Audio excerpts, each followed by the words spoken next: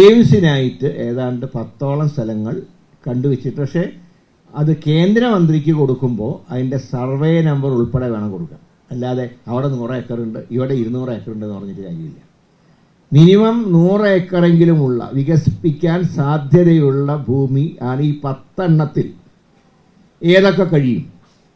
നമ്മളിങ്ങനെ വെറുതെ ഒരു ലാവിഷായിട്ട് കൊടുത്തിട്ട് കാര്യമില്ല. ഇപ്പോൾ കഴിഞ്ഞ സർക്കാരിൻ്റെ കാലത്ത് കിണാലൂരിൽ ഭൂമി അക്യൂർ ചെയ്തു, അതിപ്പോഴും ഉണ്ട്. പക്ഷേ അന്ന് വന്ന വിദഗ്ധ സംഘം എന്തോ എതിർപ്പ് പറഞ്ഞു, അതാണ് ഞാൻ മനസ്സിലാക്കുന്നത്. പക്ഷേ ഞങ്ങൾ അതും കൊടുത്തു, അതും കൺസിഡറേഷനിൽ വേണം. അല്ലെങ്കിൽ ഇപ്പോൾ പിന്നെ വേറൊരു കാര്യമുള്ളത്, നമ്മുടെ ലക്ഷ്യം എന്താ? എയിംസ് വേണം. അതിനൊരിക്കലും പ്രാദേശികമായിട്ടുള്ള ഒരു തർക്കത്തിൽ അത് ഇല്ലാതാവരുത്. പലപ്പോഴും എനിക്ക് മനസ്സിലാക്കിയൊരു കാര്യം അതാണ്.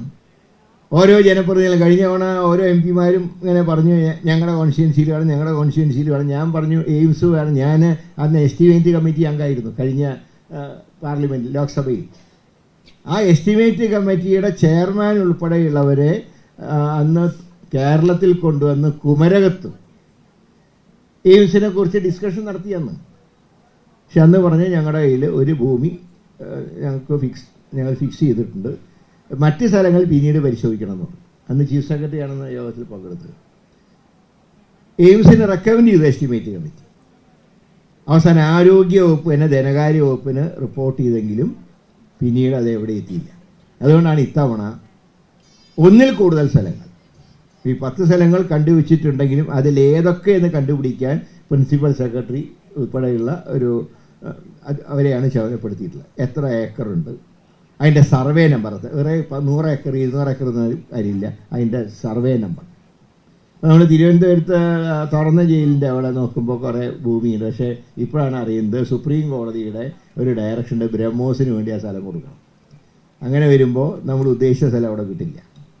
എന്നാൽ മറ്റ് സ്ഥലങ്ങളും പരിശോധനയിലുണ്ട്. കാട്ടാക്കടയും ഉണ്ട് എന്ന് പറഞ്ഞ് അതുകൊണ്ട് പരിശോധിക്കണം. അതുപോലെ പാലക്കാട് കോച്ച് ഫാക്ടറിക്കുള്ള സ്ഥലം അത് കേന്ദ്ര സർക്കാരിൻ്റെ കയ്യിലുണ്ട്. അല്ലേ, നമ്മളത് ഹാൻഡ് ഓവർ ചെയ്തു കേന്ദ്ര സർക്കാരിന്.